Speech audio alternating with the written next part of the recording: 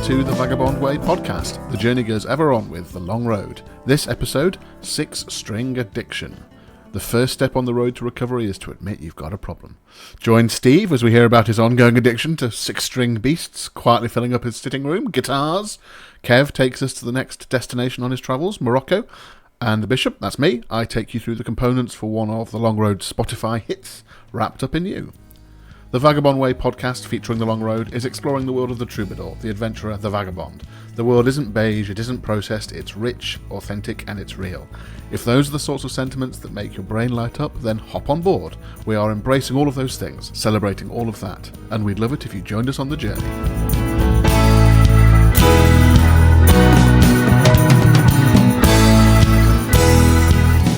Greetings, I am Chris the Bish Lydon. Thanks for joining us again. Time's rather got away from me this week, so it's just a short intro from me today. Steve Bonham, the vagabond philosopher, and Kev, the big man Moore, they've got their curated playlists up on Spotify now.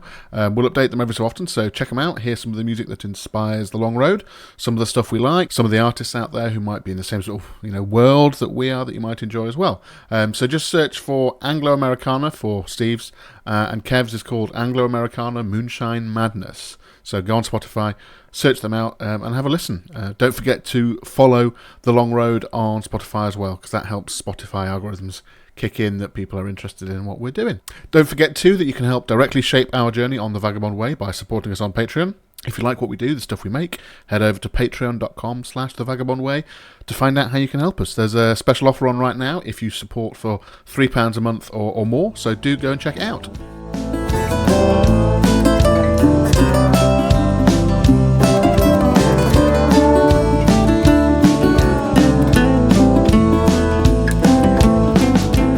This week I take a look at the components that make up one of our hits on Spotify, Wrapped Up in You. This song is from our EP from the end of last year called American Wilderness, and it's racked up over 30,000 plays on Spotify so far. Only beaten right now by the Ballad of Dwayne and Billy Marie from our most recent Moonshine Elegy EP. So Wrapped Up in You, it's one of those sort of quiet little numbers that sort of came out of nowhere. A terribly simple song really, probably 4 chords in total.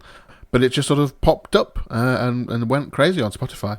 Compared to some of the other sort of sound worlds that we're exploring in Moonshine Elegy, or some of the tracks that are coming up later up this year, in fact, even more so, Wrapped Up in You feels quite pared down, really. There's still quite a bunch of little colours going on in there, though. It's almost a sort of skiffle feel to it, sort of a modest skiffle, if that's a thing. Gently twanging guitar, the sort of bass tumbling along, but no heroics required. The drums pared down just to give that sort of forward momentum required. And to be honest, that's the nuts and bolts of most of the song.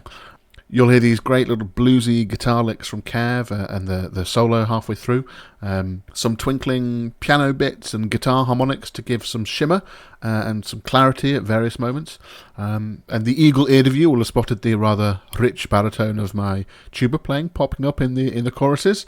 Almost like another voice, really. Sort of suits that, upmarket skiffle nature.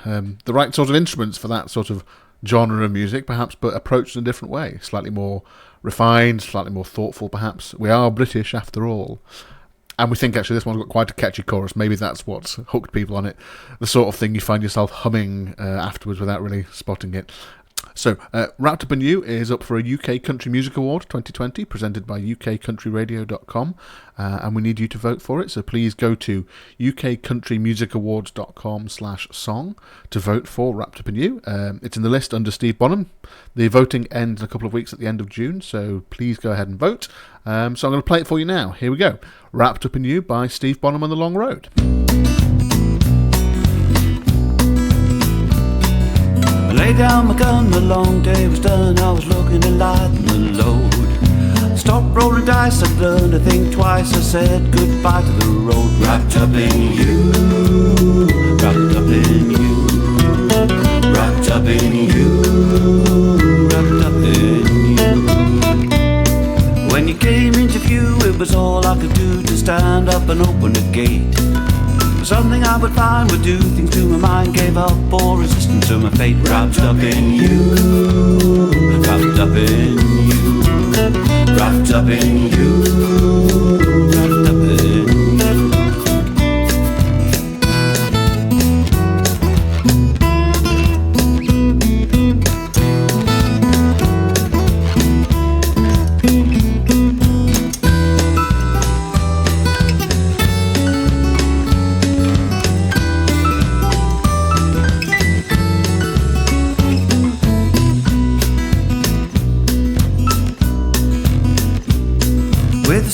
your skin, your smile, let me in. I put my hand on the back of your door. Your eyes catch a fire like a lighter on the wire. Couldn't help but come back for more. Wrapped up in you, wrapped up in you, wrapped up in you, wrapped up in you. You're a poet, you're a lover, you're an angel undercover. You're the best thing that happened to me. There's nothing that is fake, there's no one on the take. You're the fruit from the magical tree. Wrapped up in you, wrapped up in you, wrapped up in you, wrapped up in you.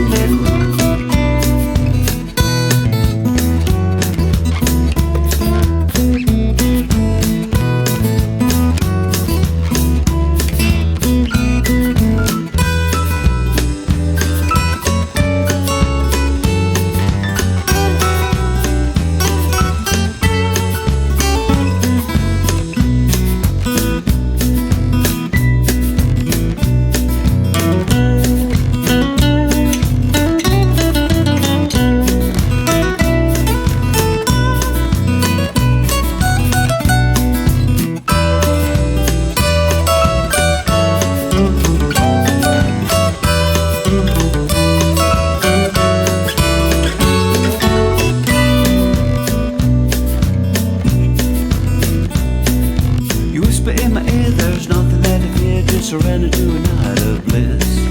We're rolling and tumbling into heaven. I am stumbling. I never had a lover like this. Wrapped up in you, wrapped up in you, wrapped up in you, wrapped up in you, wrapped up in you, wrapped up in you, wrapped up in you, wrapped up in you.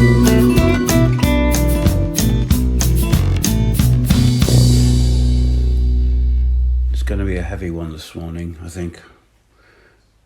These little notes of mine to the world. I need to talk to you about my drug problem. No, it's not methadone or acid or even a little indulgent wacky. It's guitars. I'm beginning to think that guitars and owning guitars give you the same sort of dopamine rush as experienced by those who spend their days in darkness playing on social media. It hasn't always been like this. I've been playing a guitar since I was 16. And for many years I think I was a rather lightweight recreational user. I had two guitars, an acoustic one and an electric one. I used to tease my friend Tim, whose attic is full of old guitars. I mocked his inability to sell any of them. "They're just tools, mate," I said, "like spanners or wrenches." Didn't all those rock heroes, supernaturally thin and with cucumbers stuffed down their trousers, they used to call them axes and hammers and other utility objects. I had a red Fender Stratocaster with a wiggly arm like Hank Marvin out of The Shadows used.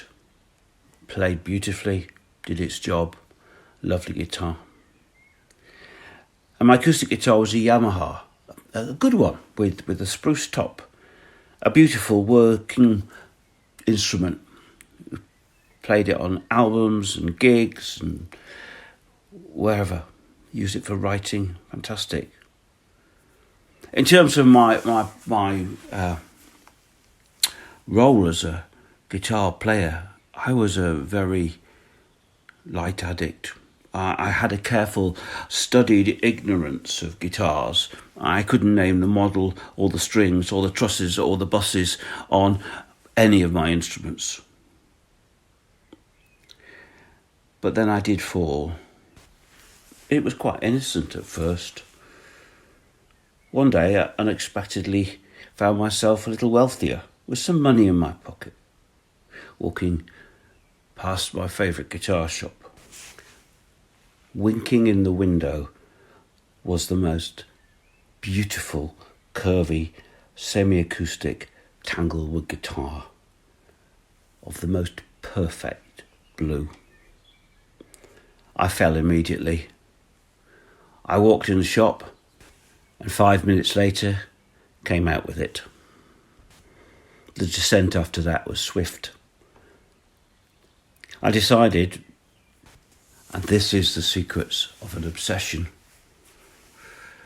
You get very creative on reasons, but I decided I needed a smaller guitar as I had a bad shoulder, which was true.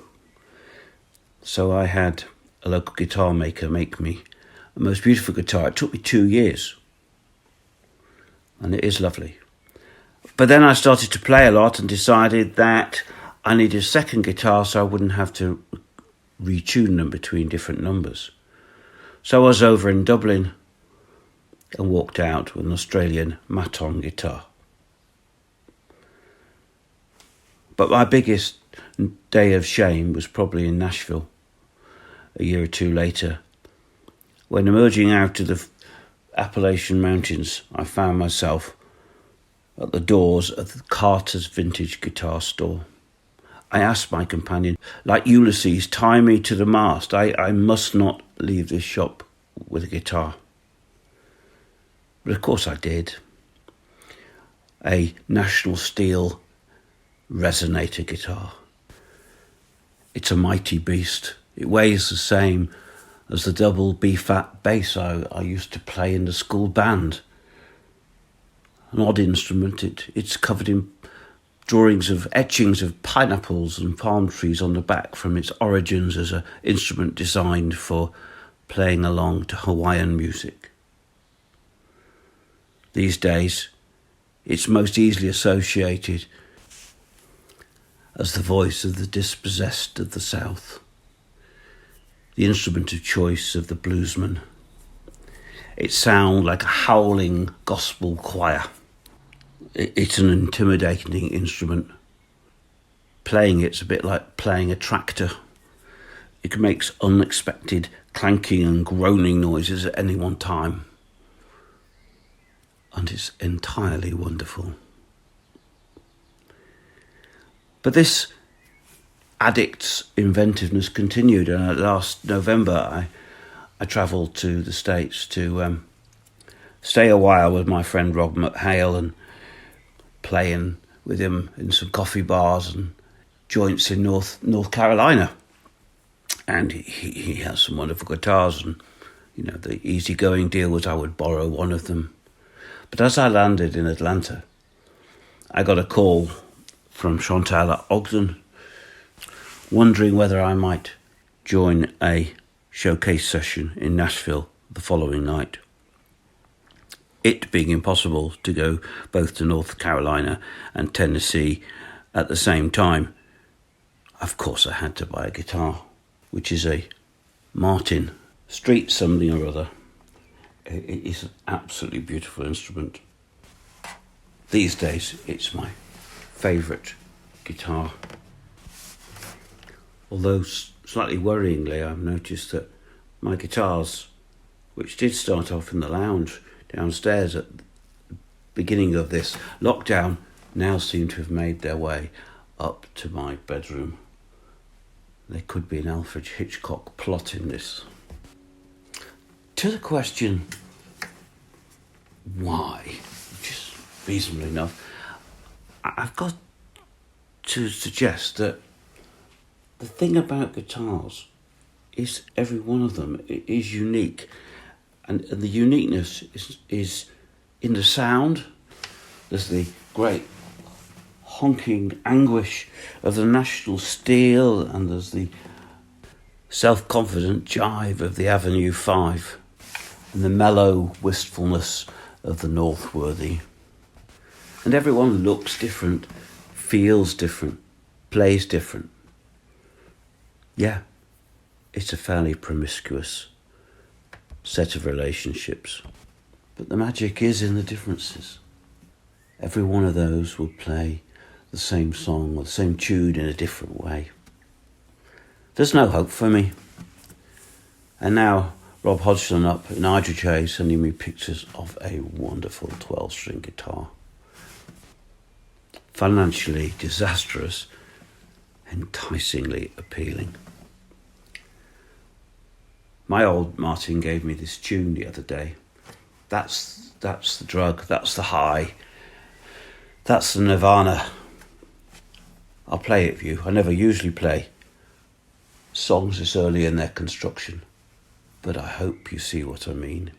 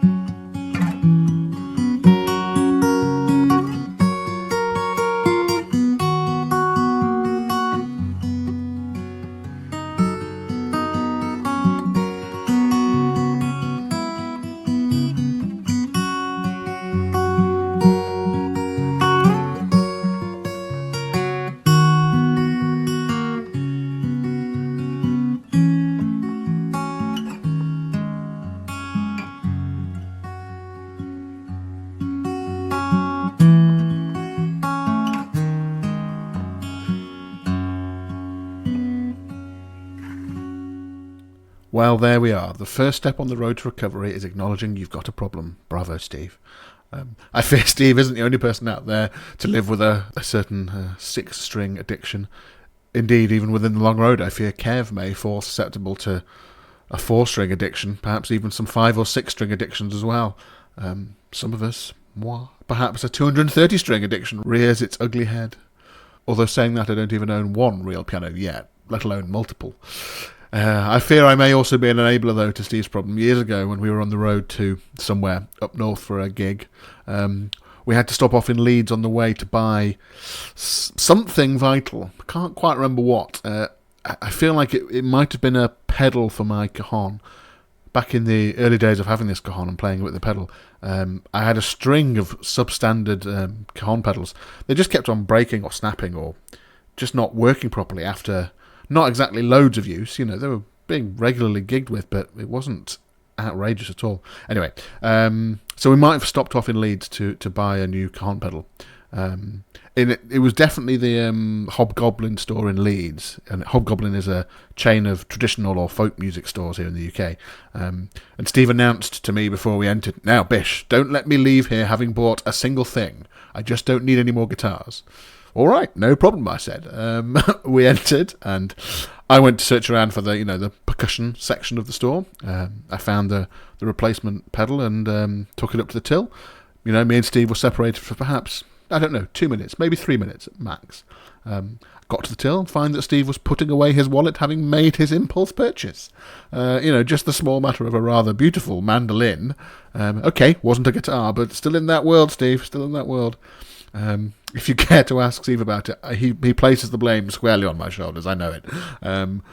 I do suspect, though, whatever was going to happen that day, he was going to end up buying that mandolin, whether I was there or not. Anyway, what's done is done in that regard. Now, for those of you who are interested, between Steve recording the Wordless song earlier on and me putting this podcast together this week, the song has started to take form for Steve, and it's got a title now, Blues on a Summer Day. Perhaps by tomorrow morning the song will have been finished and we'll have the recording done by Monday. Stranger things have happened.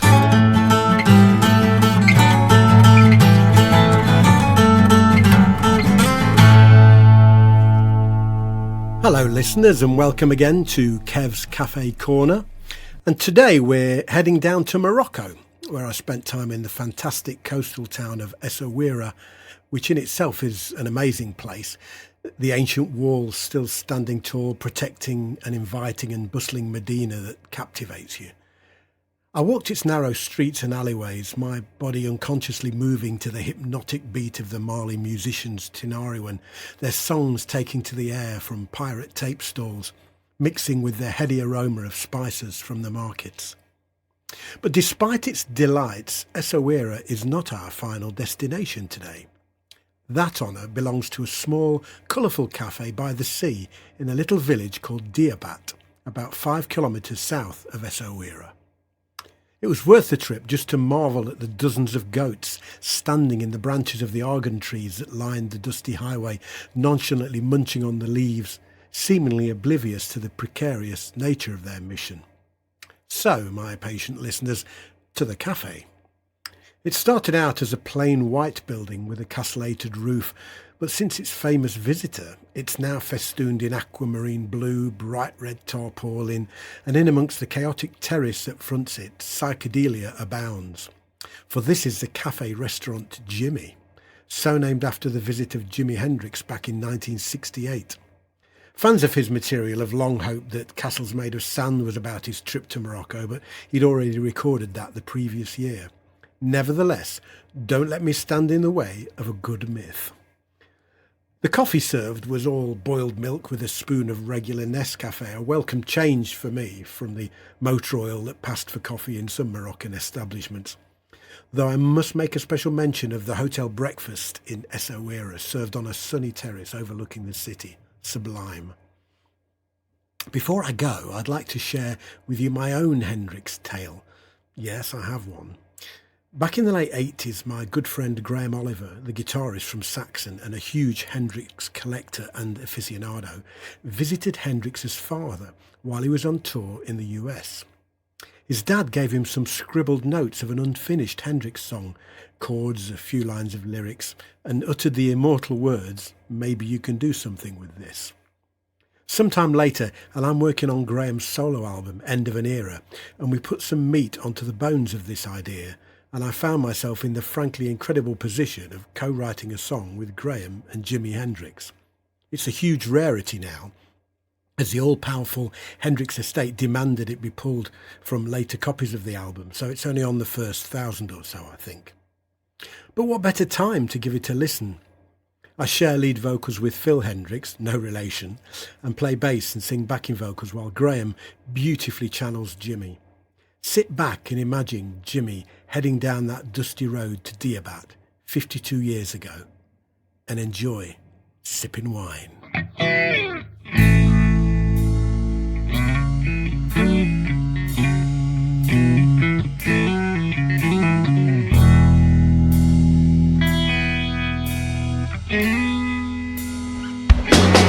Well, I'm sipping wine, and I don't know where to go. Don't know where to go.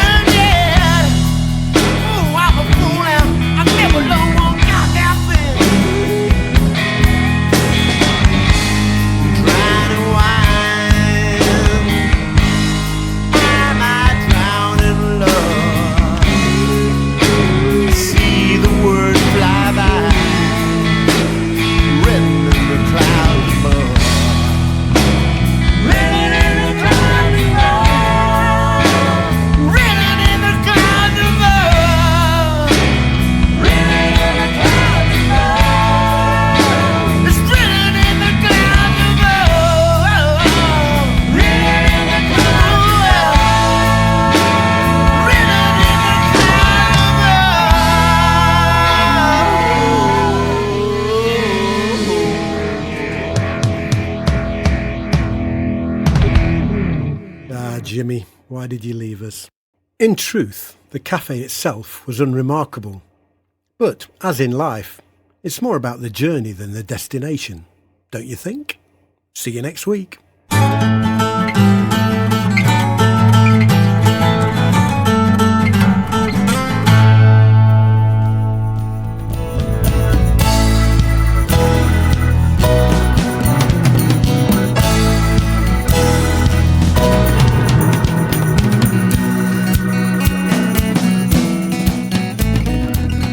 Bishop's Daily Bread this week sees me actually making some bread.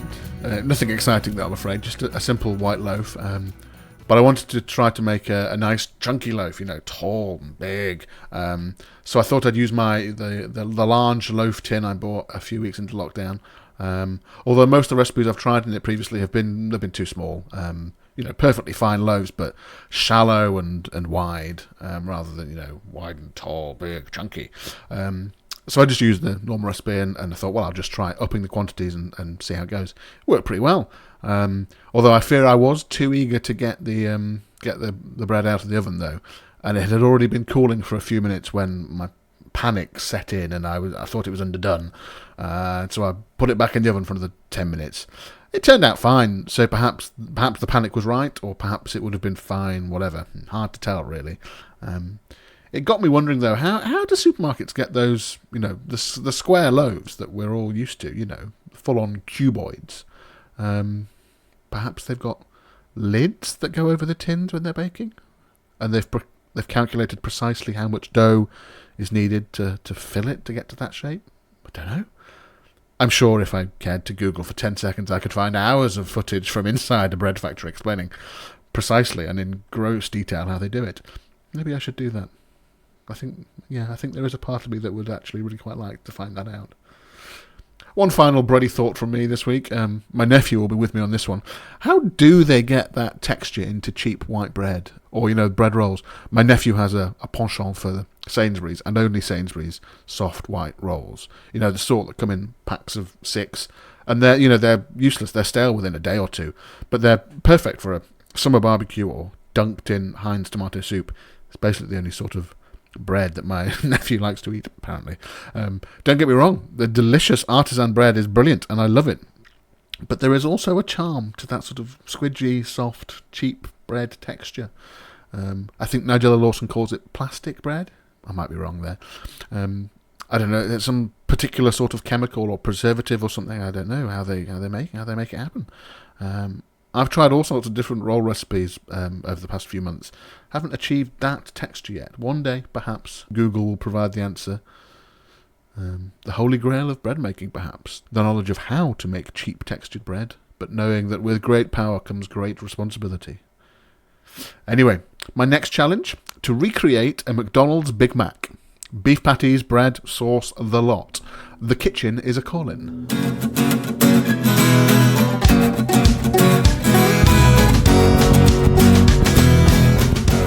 That's it for this week's episode. Thanks very much for listening, as always. Don't forget to subscribe to the podcast. We're on Apple Podcasts, SoundCloud, Spotify. Next episode will be out next week, Friday the 19th of June, 2020. Don't forget to check out our YouTube channel, youtube.com/thevagabondway. Remember, if you use Spotify, please do follow us on Spotify as well. We're on Patreon at patreon.com/thevagabondway. Patreon is a great platform that makes it super easy for anyone out there, to support content that you love on a monthly basis. It gives you direct access to the people creating the stuff you love, us, hopefully, and you get to play an integral part in shaping the direction of the things that we make. So, become a vagabonder. That's our name for our supporters on Patreon, to help us create music, live performances, books and short stories, this weekly podcast, and some new things that we're cooking up. As a vagabonder, you can get the recordings and books we make for free, receive exclusive Patreon-only merchandise in the post, get regular behind-the-scenes updates from us, unlock access to exclusive live stream performances and Q&As, and lots more. You can help us create something different, something that entertains, and something that inspires others. So, join us on the journey and release the vagabond within. Patreon.com/thevagabondway. Thank you once again, brave adventurers, vagabonds and explorers, for joining us on The Vagabond Way. Remember, the world isn't beige, it's authentic, it's rich and it's real. Embrace every last bit of it. Until next time, the journey goes ever on with the long road. Bye for now.